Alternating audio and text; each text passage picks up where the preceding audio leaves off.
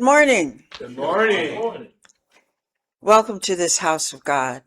I'm Reverend June Clark. I will be our practitioner of the day today. I will be our minister. I will be our guest listener. I will be all things that work well. We bless this morning, and it's going to be a special day today. A little bit just very special. So relax, and I will give you an invocation to open your heart and your mind. Knowing that the presence of God is everywhere present. It is who we are. It is what is. It is the sacredness of all life. Beauty, understanding, harmony, joy, and love. And we welcome you to the traveling through the air and the miles away of those of you who are going to participate and those of you who are coming through the wires to enjoy the service. I bless you. I bless us all. And let us begin. So this morning, I am not going to be reading word per word everything that is on our paperwork, so to speak, that you have. And so some of it you will be reading yourself. And then if our time gives us time at the end, we'll go back and catch up on what I haven't orally read. And so we have no worry about time limits. I don't know what time limit they will have. It is each individual who will be speaking to you. And this service is dedicated to last week, which was Memorial Day. And I had planned to do it that particular day, but I was unable to get everything together that I wanted, and it was just one of those weeks and one of those days. So we're going to proceed on with the thought of Memorial Day.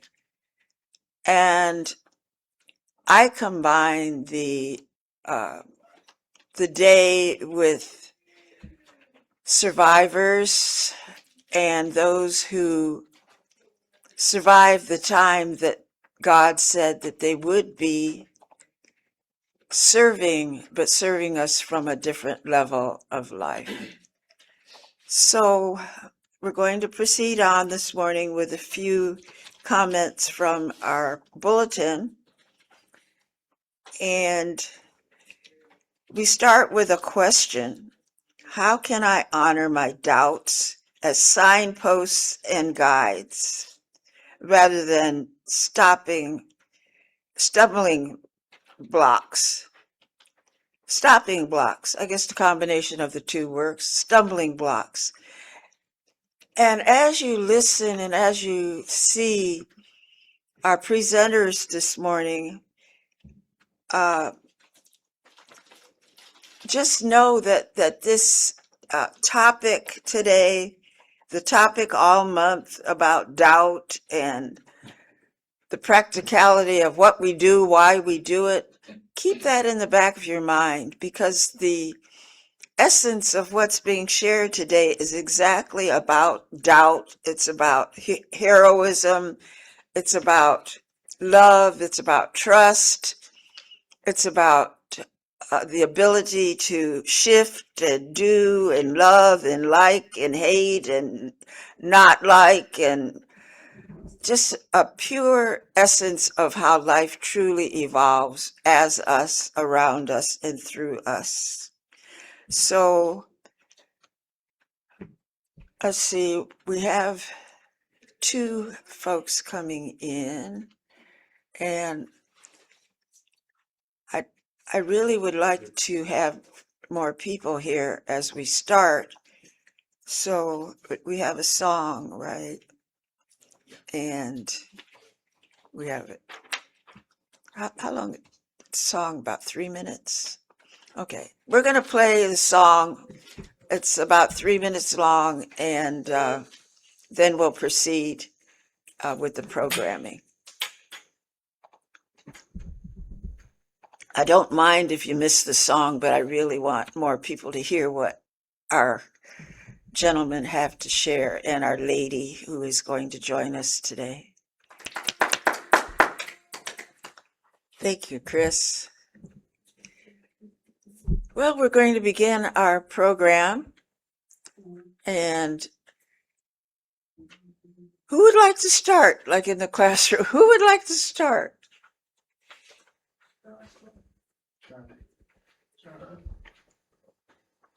Jerry or Charles, you could come up.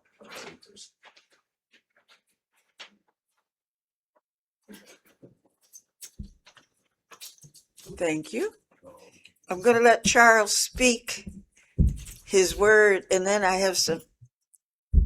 This is wonderful. No, you can't have it back. I keep it. I have some words. I didn't mark anything, Okay. but I marked. I wrote down some special parts. Do you want to speak from this, or you just want to? I can do that. Okay, either way. So I need the parts you want me to speak from. mm, I just need the parts you want me to speak from. no. Oh, You just speak extemporaneously, whatever you want to say. But there's special things in here I want to read.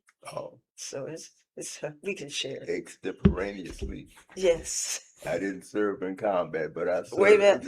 Wait a minute. I didn't serve in combat, but I served. That was it. You know, Yes. it was a choice of either getting drafted or volunteering. And I didn't want to go in the Army.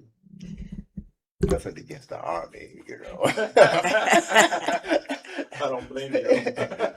but if I could have passed the test to get in whatever one I want, I couldn't swim, so I wasn't going in the Navy. The Marine Corps weren't going to give me photography.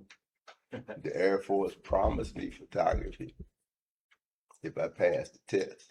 I passed the test and got air police.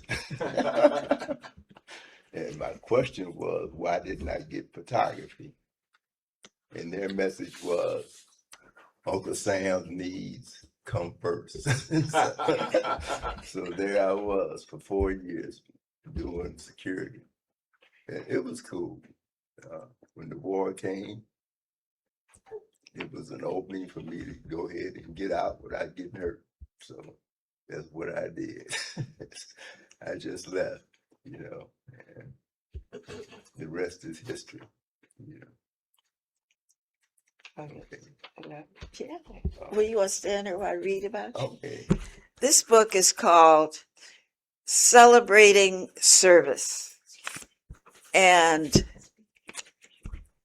I think it would make a marvelous movie about a gentleman who stands here with his cane that I would like to have as my own. So watch it. All thanks to my granddaughter. Oh, your granddaughter. Yeah, she is. Beautiful. I'm going to read just some excerpts from his story. And I'll start with, if I get it up here. On the Road to Life, Charles Yeager. This is his special part of the book. Let's see. I'm turning 18 now. I've got to register for the draft. My only concern is that I don't want to go into the Army. I had dropped out of school at 17 and worked as a busboy at a hotel. Knowing I would be eligible in 1959 for the draft, I called my father in St. Paul, Minnesota, and told him of my need to go back and get my diploma. I was able to get a job as a waiter on the Great Northern Railway, working on the railroad was most interesting messing you up here, from learning to walk and move while carrying food and hot or cold liquids and not lose anything or drop it. And that's what life's about. Are you old enough? If I'm old enough, you're old enough to maybe have been on a train. And can you imagine that steady rock that it has? So this is what he remembers as a younger man. So I'm going to move on here to page 66. Okay. Let's see. Well, I made it through basic, so we go across the base to tech school. My 3 roommates, all white, we've done a lot of things together on base. I grew up in Louisiana, Kentucky, California, Ohio, and St. Paul, Minnesota. So from an early age, I was aware of the racial difference, and I only experienced open racism in Louisville. Now 2 of them had no relations with black folks, seeing as how one was from Tennessee and the other was from Cocoa Beach, Florida, where their interactions were limited to fighting with blacks from across the tracks. 2 weeks into tech school, we get weekend passes, so we decided to see the Alamo. We're dressed up in blues, which is shade of a uniform, non-combative type uniform. Dress uniform. Okay, that's even better. So let me see, we're in Tennessee, and the other was from Cocoa Beach, Florida. Okay, 2 weeks into tech school, we get weekend passes. So we decide to go see the Alamo. We're dressed up in blues, head to town to get a hotel room, eat, and see the Alamo and see what unfolds. We get to San Antonio, walk to where the Alamo is standing. We decide to walk up the street to the hotel and register and then go back. We walk into the hotel and a middle-aged woman comes out of an office upstairs, looks down and asks, "What do we want?" We stated rooms. She instantly says, points her finger at us, "You 2 can stay, but he's got to go." I wasn't expecting that, especially with my uniform on. So we moved on to the restaurant for something to eat. And when we got seated, the waiter came over and asked, "Hey, you guys, look, I'm from New York, so I don't have a problem with you, but the owner says you can't stay." At this time, a pattern was emerging. So I said a word, you know where down below is. It starts with an H. You all know what that is. Okay. I don't want to say the word. Okay. I'm going back to the base. They keep insisting that we were gonna find someplace. So as we walked out across the street, there is another hotel. We walk to the front door and a doorman steps out, pats my head, puts my head up and says, "No El Negro." Now this is coming from a Mexican. I just said another word. Military expression. Yes, military expression, as he says. Starts with an F. We'll do that part. It. Okay. I'm gone. You all stay and enjoy yourselves. So these are excerpts of life. These are moments that are very special to this young man standing next to me. So let me go back here.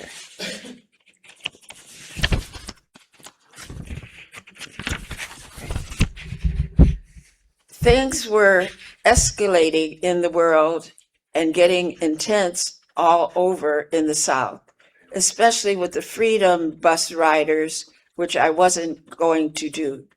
I'm not going nowhere where people can beat you and you don't get to fight back.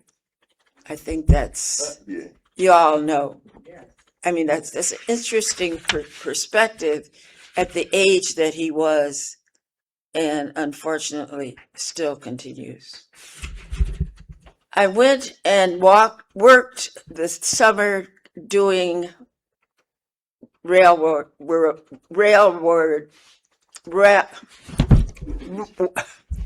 doing work on the railroad. When school started back, some left for college, and 5 of us decided to go to the recruiters in Minneapolis. Somebody says, let's go to the Marine Corps station. We all go view the film and listen to the sales pitch. I felt uncomfortable with the recruiter's attitude toward us. So when I asked the question whether I could get into photography, his reply was sarcastically, no, you're going into the infantry. So one out of 5 stayed. 2 went to the Army, 1 the Navy, me Air Force. I asked the Air Force recruiter if I could get into photography. He said if I pass and qualify for it. So I take the test, pass. Of course. Pass. So it's off to the Air Force. Now, this is my first time ever flying, and it's a prop plane. I won't read you all the description of this ride on the airplane. It's quite interesting, quite full of in and outs, ups and downs. You can imagine on a prop plane. Okay, so we're going to go to 68. I don't know what part you would have read of this, but I found these parts Oh, fascinating. no, Okay. that's So let's see, we go to page 78. Okay. And the last paragraph. Okay. The one thing the Air Force taught me was resiliency and fortitude. The 4 years that I served brought me a shy person to a person who will say what's on his mind and what I will take and not take.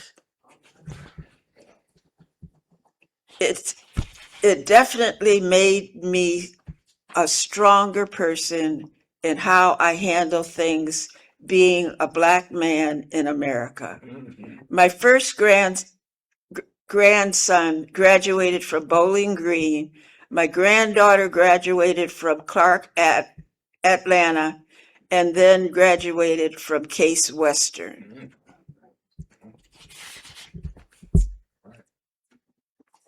Case Western Reserve with her masters.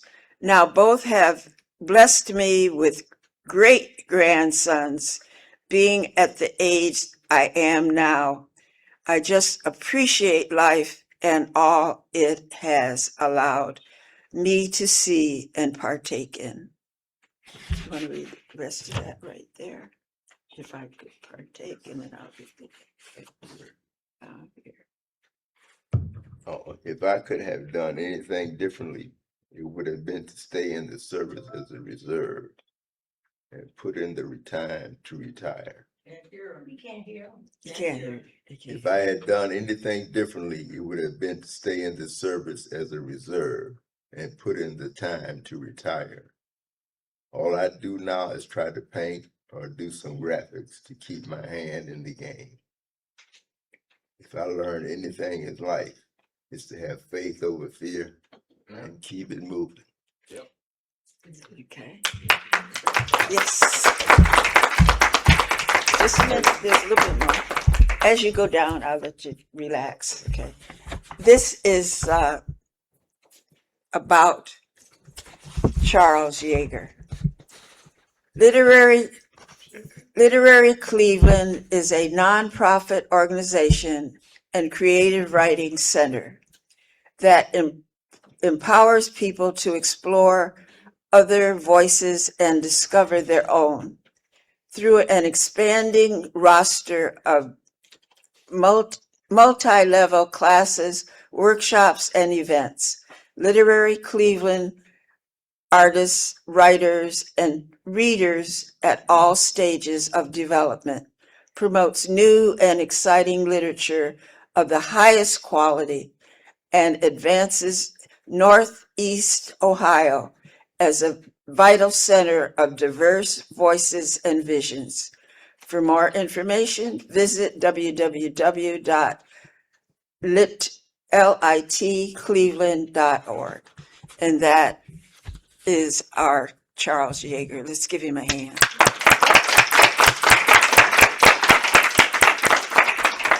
Okay. So when he gave me this book last week, and he said, I want you to read this, and there's so much, the richness of his life is so beautiful. And our beautiful Carolyn is here this morning. So, hey, Carolyn. So, pardon me? Robert. Oh, Robert and Teresa are on. Okay, let's let them go ahead and then we'll have Jerry and Gilbert here. Okay. You can do whichever order you want, Teresa and Robert. Reverend Teresa Slusher and Robert Slusher are our next two presenters. Thank you, Reverend June. Well, faith over fear, that really struck me. Out of everything that was spoken, that is probably the most powerful two words that were spoken today, faith over fear. And you know, it's interesting because you do have to have a lot of faith when you go into the military. Faith in yourself, faith in God, faith in the work that you're doing.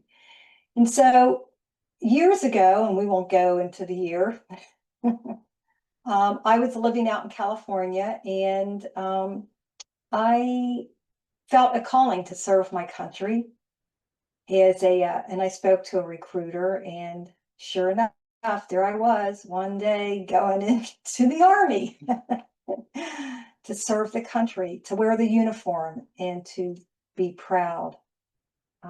It's an honor to be of service. It's a calling. Even I think, you know, I looked at it all during what is the draft? I mean, my father was drafted into the military for World War II. You know, it's still an honor to serve a country that wants to put forth prosperity for all. That means for all people.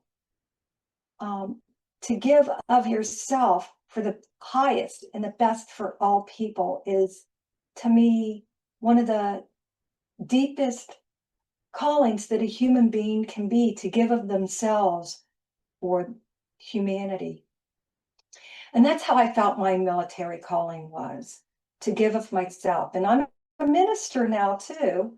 And that also is a calling, to serve humanity, to serve God, country, and family.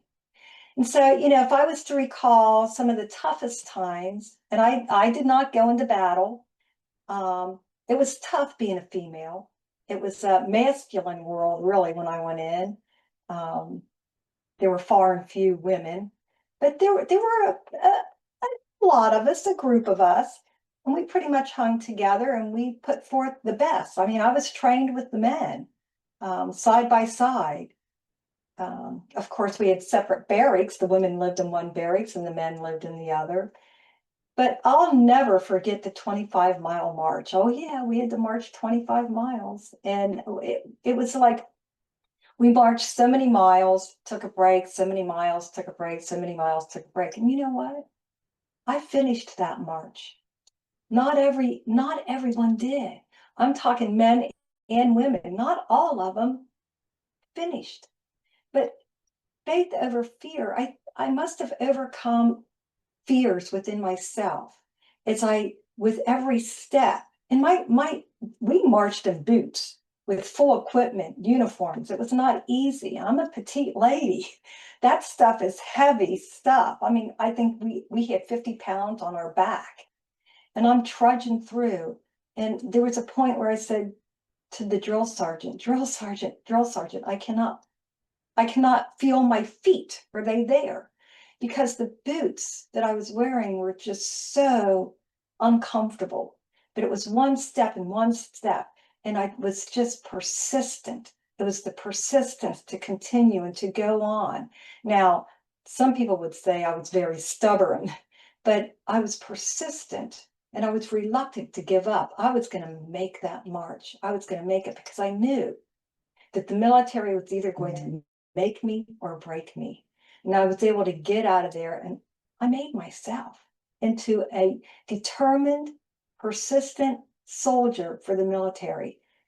Training is unsurpassed. You'll never find training like you will anywhere else in this world. I mean, I've had job training and I've heard the complaints. Yeah, you hear complaints in the military, but you know what? You get down and you buckle down and you do the job because that's what's expected of you. I think that's the most impactful thing that I learned in the military is that it will make you or break you. And Robert, would you like to say something? I know you have many more stories than me. Does she get a round of applause for that? Yeah. Oh. Oh, well, thank you. Okay.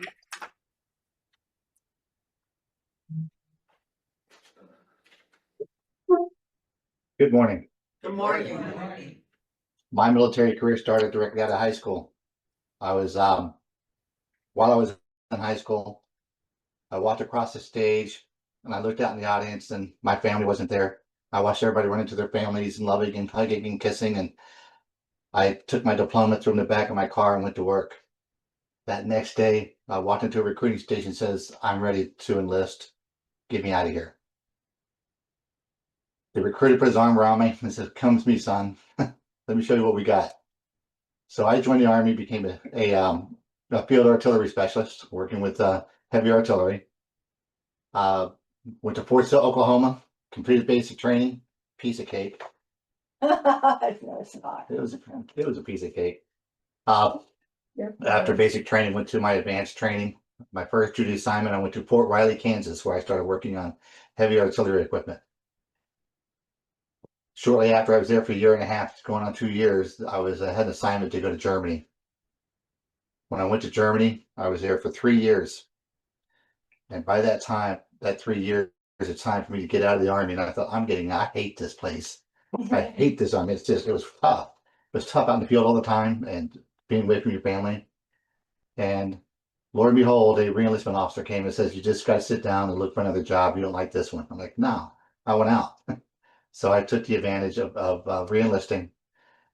My next job was a nuclear electronics technician.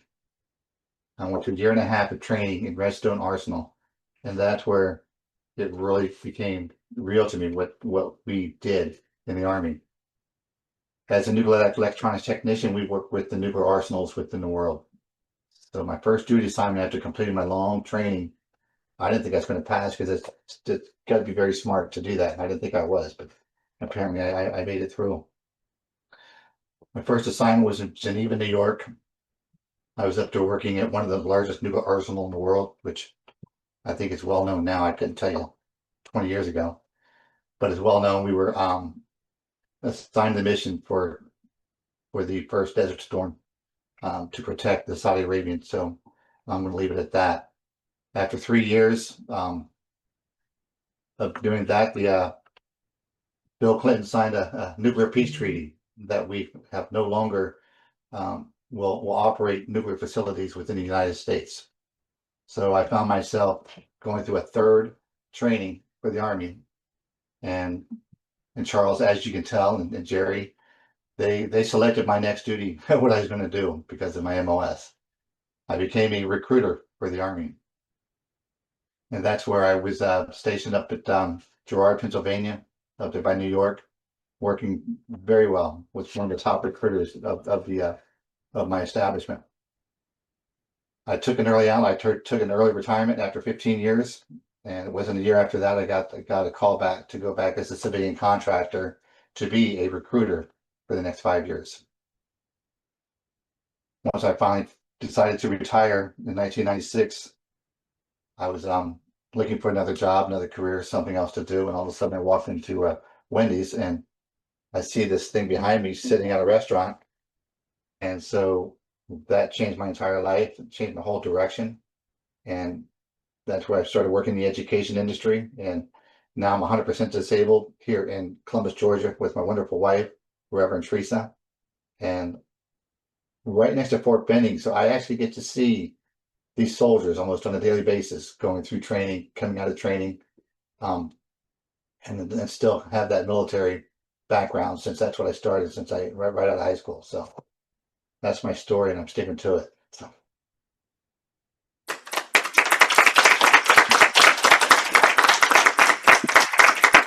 If you guys have any questions, you can ask us. So. Oh, I'm sitting here looking at you like I forgot I've got some duties to do here. Thank you, you two. What a blessing. Thank you.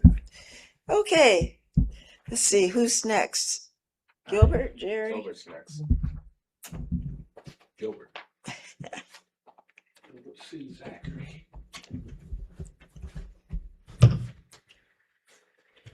You want to sit? No, I can stand. Okay. After giving it some thought, I said context is the most important. But first of all, I say that I was drafted in December of 1972. One of the last draftees, they ended the draft like 6 months later. They weren't getting drafted with anybody.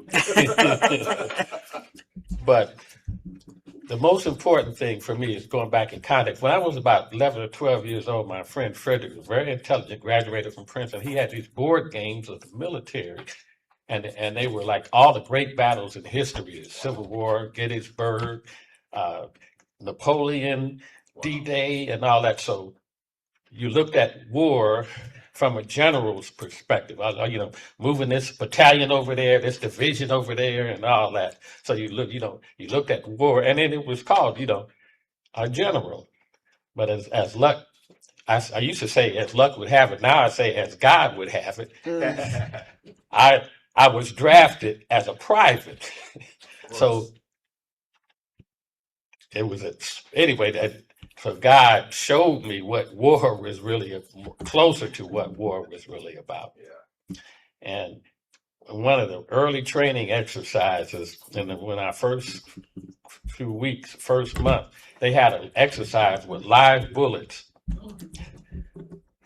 going over your head. So I learned as much in that exercise as I did the years of being a general and moving, But I complained a whole lot, but I did. I complained a whole lot, but it made me a better person, and I'm very proud of my service.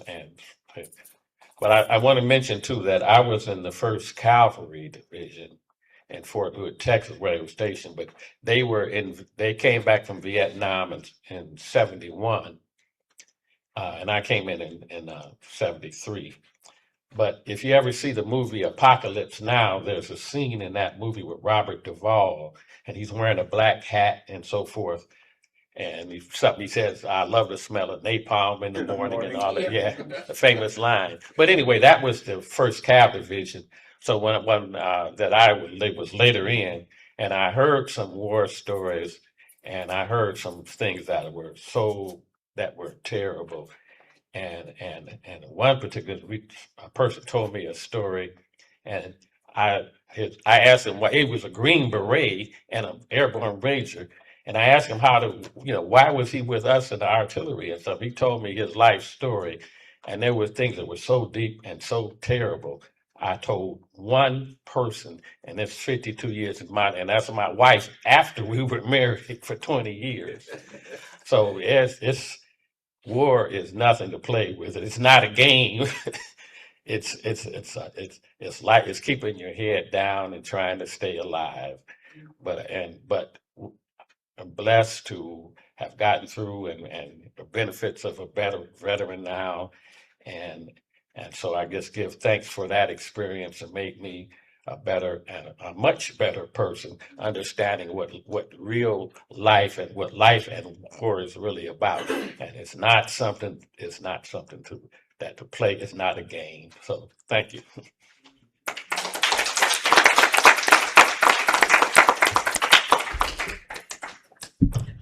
Thank you, Gilbert. And amen to that. Okay, Jerry. Jerry Lawson, our board president. You're not going to believe this. This is from my podcast, and it says from fear to faith. Wow. That's what the podcast was. This is the third time today you're going to hear this. I'm going to slide your chair over for a little while.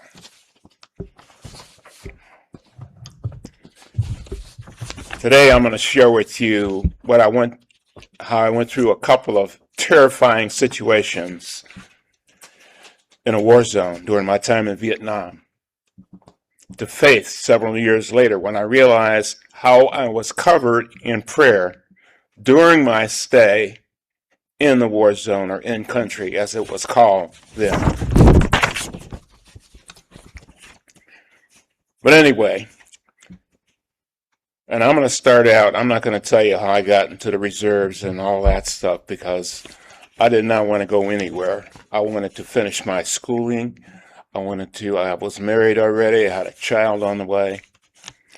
So I was in a reserve unit. So anyway, it started when my Army Reserve unit was called to active duty during the Vietnam War in May of 1968. Our unit had just been redesignated from quartermaster to supply and service. That meant we had a lot of extra pieces. We had transportation, graves registration, a large supply depot when we got to Vietnam, stock control, laundry sections, and a few more sections. And just stop right there. When I saw Gilbert's hat the other Sunday, I saw it was the first Cavalry Division. And when we went to Vietnam, we took over a supply yard from the 1st Cavalry Division. So it was like, it was real. I became aware of my faith experience years after I came home from the war zone. So when I was growing up, I had come from a church family, and I preferred my mother's church, which was like 3 streets away. And at the time my reserve unit was called up, I was really not a believer. As a result, I had stopped going to church in my late teens and early 20s. I got married at 23, had a child at 24, and was in the process of buying my first house in early 1968. I just quit my job at the post office and taken the retirement money, put it down on my first house. I was new at my first job as a computer programmer trainee. My wife was pregnant with our second child, and we knew it would be born on August 2nd, 1968. I was attending Cuyahoga Community College working on a 2-year degree in computer science. The news of my unit activation hit me like a rock. We were getting ready to move into our new house on May 10th. We moved in on May 10th, and I had to report to active duty on May 13th. So basically, 3 days in my newly purchased house and then off to Fort George G, Maryland, for 5 months in preparation to going overseas. I had told this to my mother, and she assured me that she would be praying for my safety every day. She said that she and our extended family would help my wife with the children. So off and I went on a truck convoy to Fort George G. Meade. I was able to get time off to see my son get born a couple of weeks, Whitney, and Whitney's the father of that little darling that's running around here.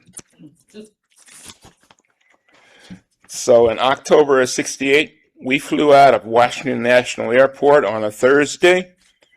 We flew for 20 plus hours with stops in Oakland, California, Hickam Air Force Base, Hawaii, Guam, Philippines, and another stop that I don't remember.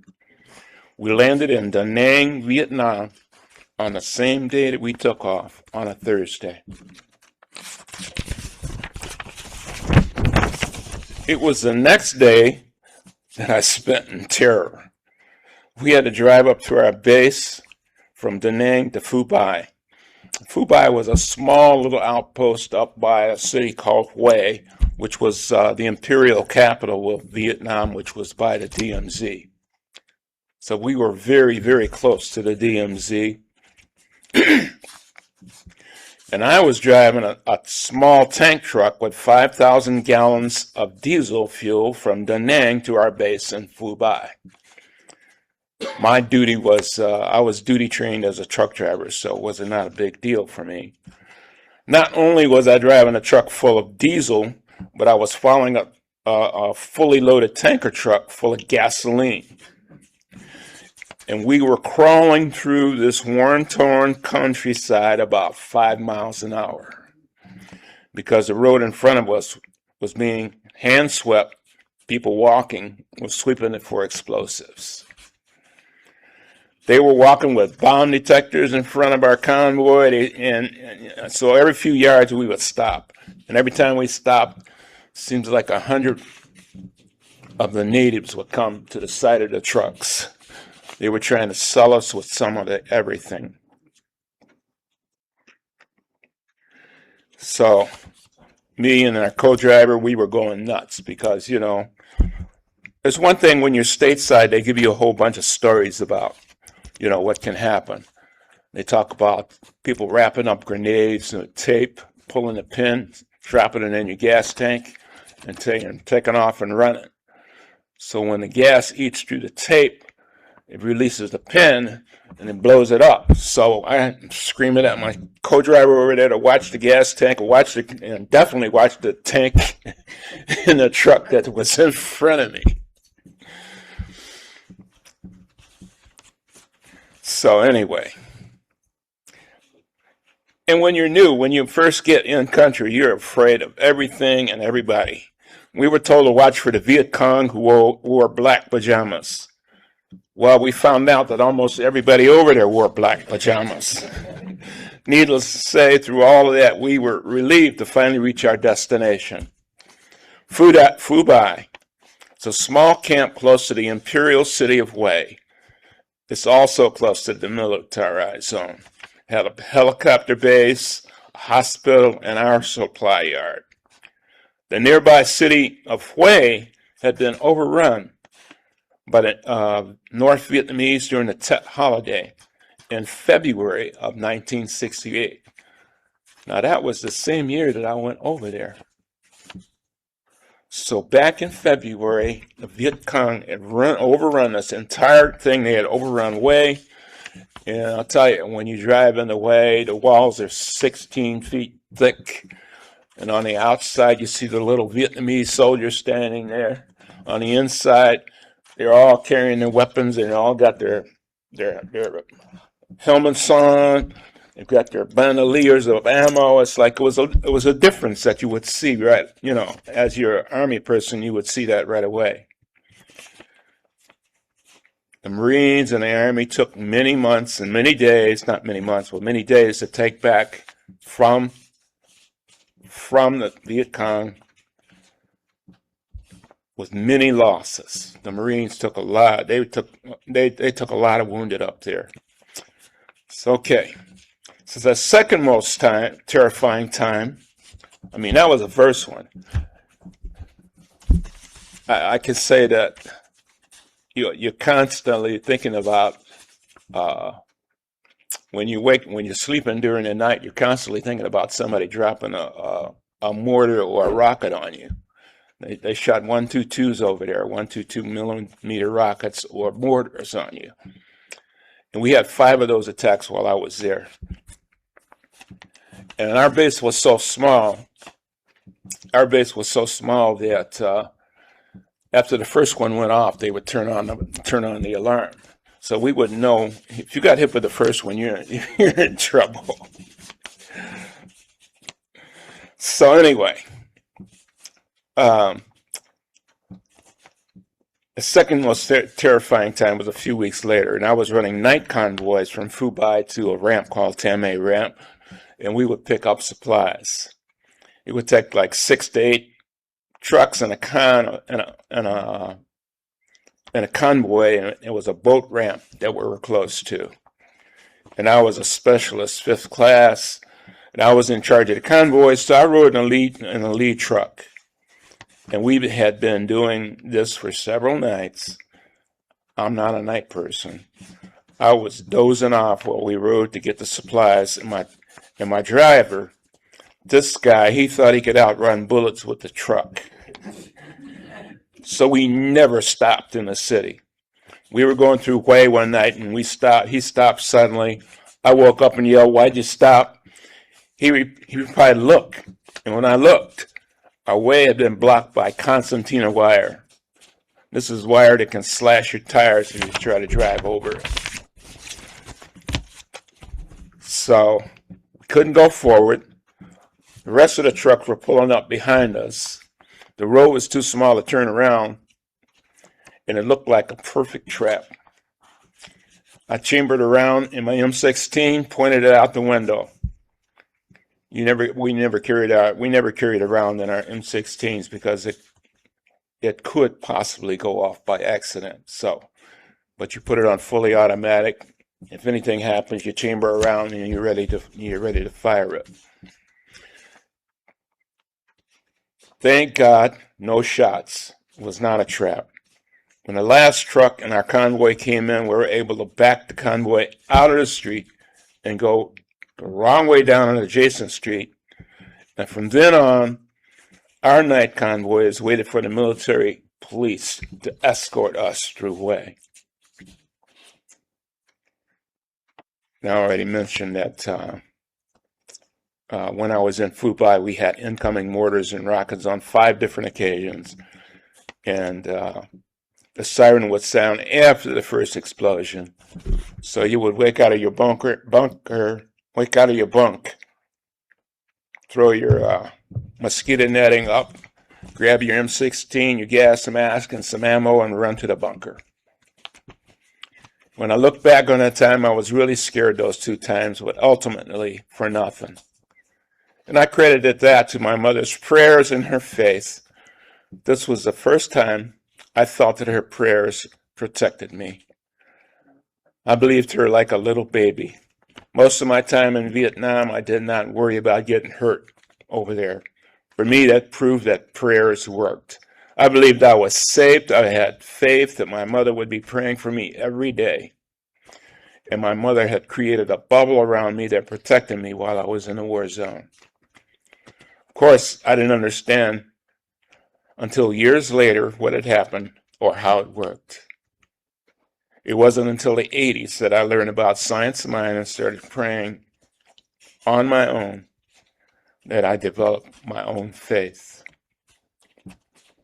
And I got one little small short story, if it's okay. I'm just here relaxing. I have one more little story to share, which does not involve my personal fear. Years later, after me and my first wife had divorced, I went to a Science of Mind convention in Oklahoma. And there I met a lady that told me the following story. She said that she had experienced breast cancer. When the doctor examined her breast, they told her that she would lose one of her breasts, a complete mastectomy, because the cancer was the size of a golf ball and was growing. And the surgery was to take place in about a month or so because of scheduling.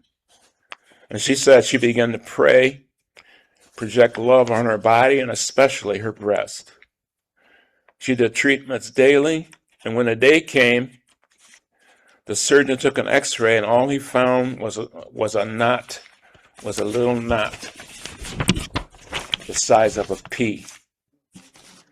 She, through the activity of God, had reduced the size of the cancer, and the surgeon removed the pea-sized cancer. And just talking to that lady, I believed her story and was impressed by her faith in prayer and the prayer of God that she had used through her love and her attention to reduce a cancer from the size of a golf ball to the size of a pea. That's what really started me to really, really understand and believe what Science of Mind was about. And I'll stop it right there. Thank you.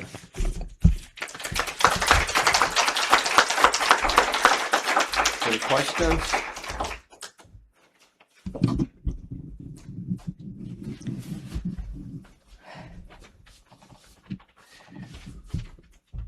I don't,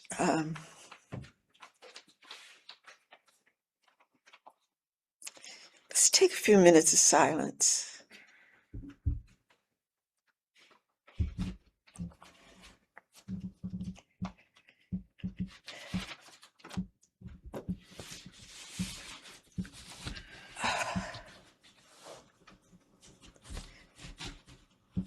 We have a video that I found on the internet, and it too ties into courage and love and faith and intelligence and peace and harmony. We'll see the YouTube, and then we'll just do that.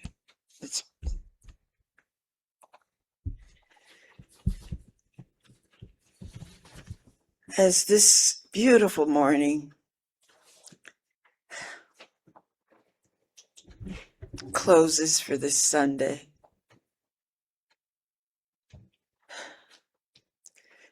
the rest of that video is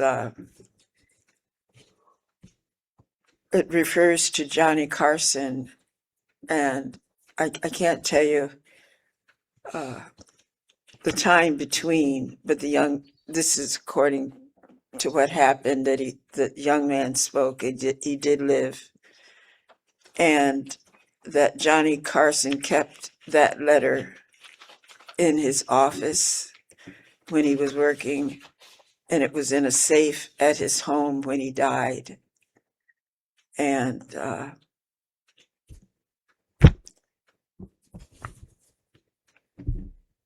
it just, we didn't talk about, but we heard about, we thought about, we know doubt, DOUBT.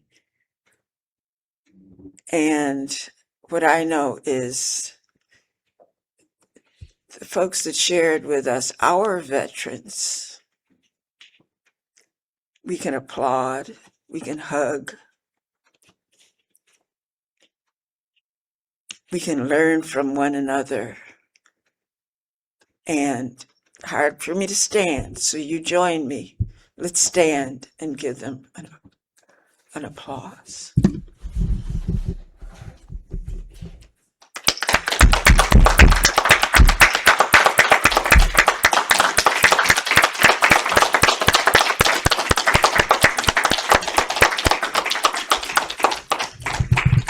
So Teresa and Robert, we know you're there. For myself personally, I went as an adult, as a teacher, with a group of teachers to the Vietnam Memorial. And I will just estimate, well, it'll just say there was at least 300 people in this delegation that were there. Out of the people that were with me, about 25 people, I was the only one in the group that had not had anyone in my family go to Vietnam. And I personally cannot think of anyone that I knew at that time that had gone to Vietnam. And I feel more thankful at this moment, at my age, at my life experience. And I bless all of you who have had either loss or had a survivor in your life that had gone to Vietnam or counted the number of wars that we have experienced. So I'm going to do a brief treatment here of love, of knowing, of coming and going, of life, the expansion of who we each are. And I dedicate last Sunday, the honoring that went on for the veterans. I bless today as we carry these memories of the folks who were our miracle survivors. I bless and I know that peace will come again to our country and every country. And may there not be war again. Together we say, and so it is. So we'll sing the peace song with peace in our hearts, and let it be so.